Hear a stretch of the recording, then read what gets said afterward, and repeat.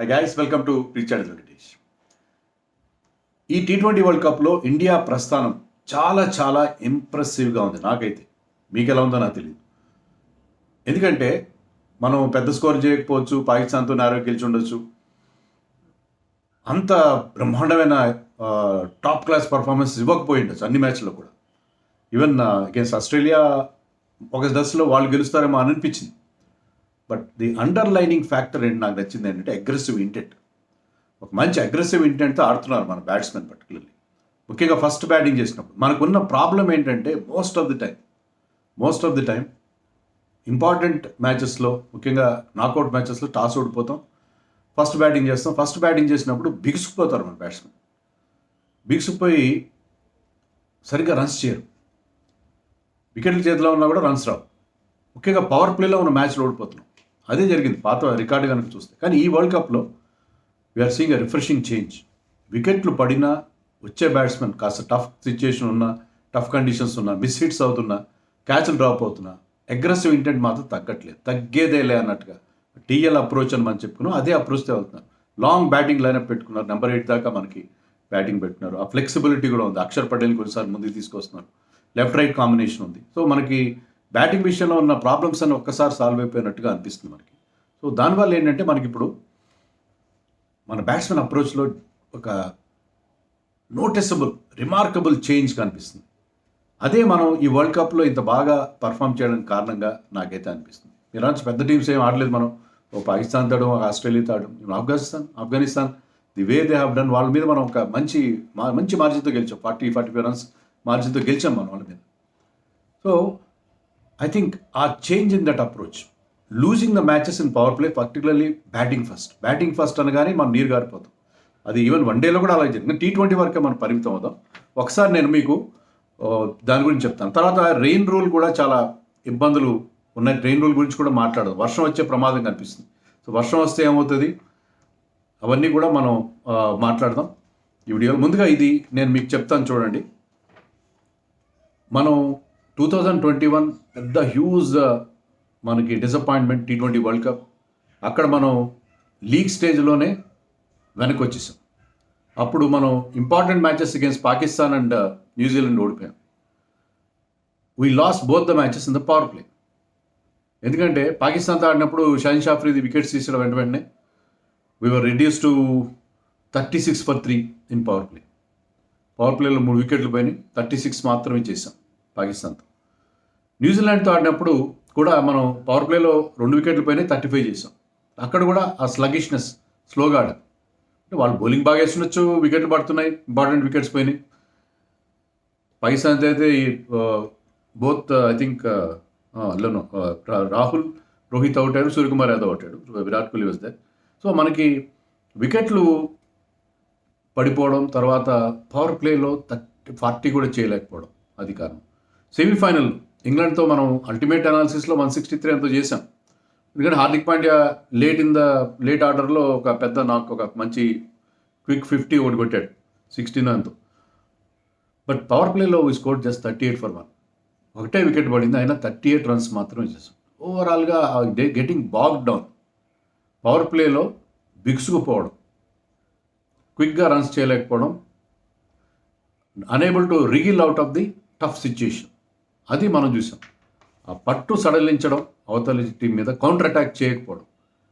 As a refreshing change ఈ world కప్లో కొన్ని ఇంపార్టెంట్ మ్యాచెస్ అన్నీ చెప్పాను. ఎందుకంటే న్యూయార్క్లో టఫ్ కండిషన్స్ అన్నీ చెప్పాను. 3 మ్యాచ్లు చెప్తాను నేను.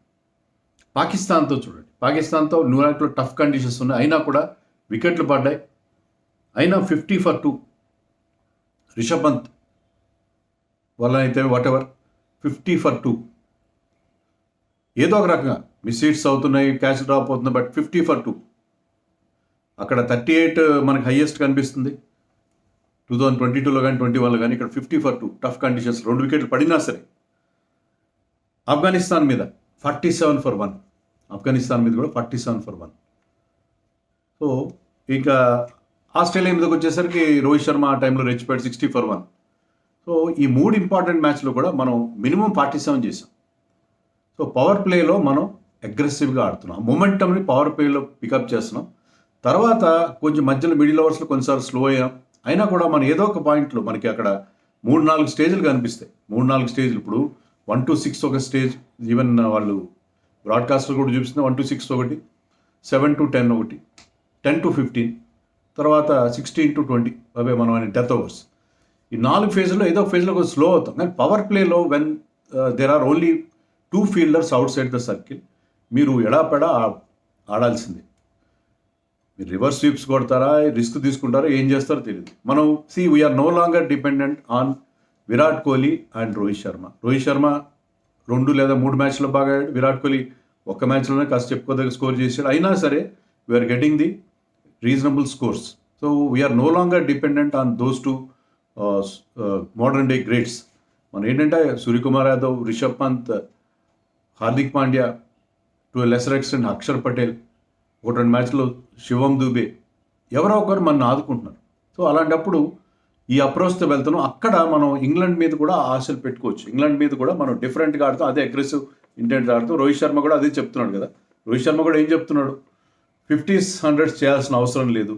అతనికి అడిగారు ఏంటి ఐ బ్యాట్స్మెన్ కూడా I think when we played against which team I don't remember, Afghanistan అనుకుంటా, లేకపోతే బంగ్లాదేశ్కి అగైన్స్ట్, ఎవరు కూడా 28 బాల్స్ కంటే ఎక్కువ ఆడలేదంటే ఓకే ఫైన్, ఎందుకంటే 50s 100s చేయాల్సిన అవసరం లేదని చెప్పాడు. ఆ మాట నిలబెట్టుకున్నాడు.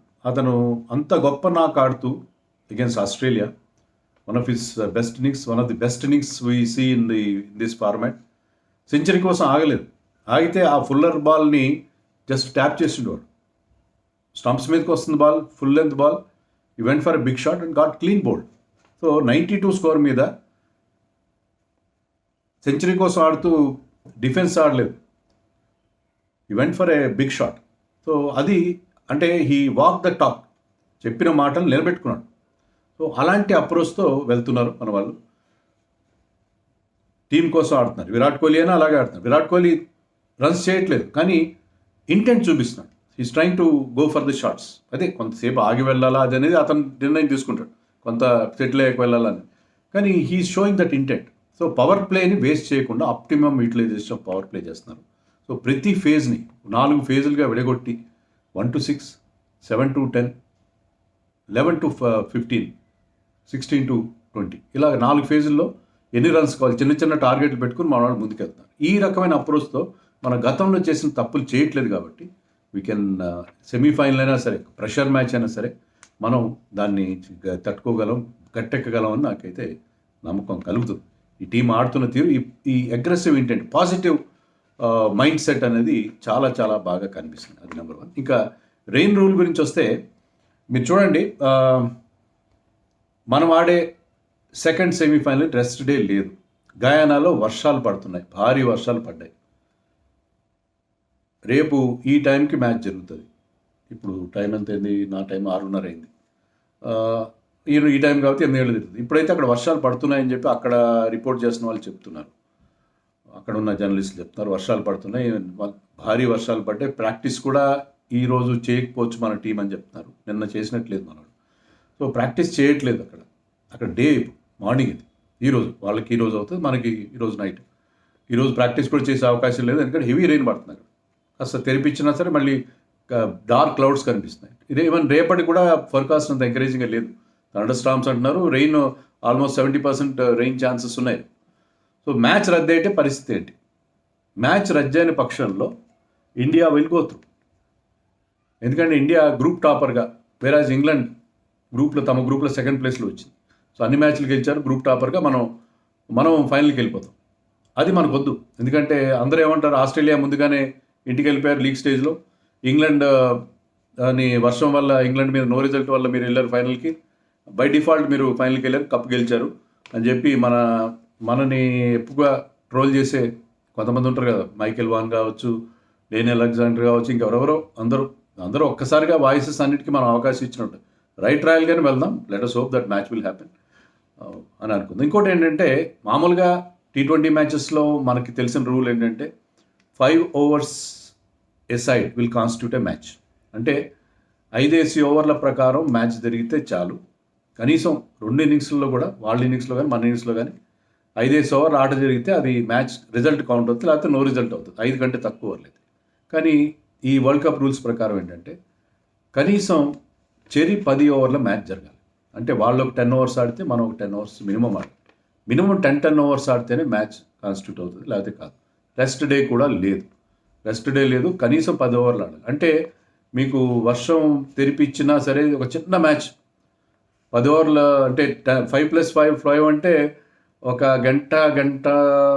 గంటలో కంప్లీట్ చేసేయచ్చు దాన్ని. ఒక గంట మనకి టైం దొరికితే ఆ మ్యాచ్ కంప్లీట్ చేసుకోవచ్చు. కానీ ఇక్కడ అవకాశం లేదు. కనీసం 10 ఓవర్స్ వేయాలంటే కనీసం గంటన్నర పైన మనకి టైం కావాలి. గంటన్నర పైన టైం కావాలి. గంటలోపు లేకపోతే 50-60 నిమిషాల్లో 40-45 నిమిషాల్లో మనం పని కానిచ్చేసే పరిస్థితి ఉండదు. సో నో రిజల్ట్కి అవకాశం ఉంటుంది, ఎక్కువగా నో రిజల్ట్ అయ్యే అవకాశం ఉంటుంది. తర్వాత అది పరిస్థితి, నో రిజల్ట్ అయ్యే పరిస్థితి ఉంటుంది. కాబట్టి ఇండియా ఫైనల్కి వెళ్ళిపోతారు ఒకవేళ నో రిజల్ట్ అయితే. కానీ మనం రైట్ రాయల్గా వెళ్దామని చెప్పి అనుకుందాం కదా.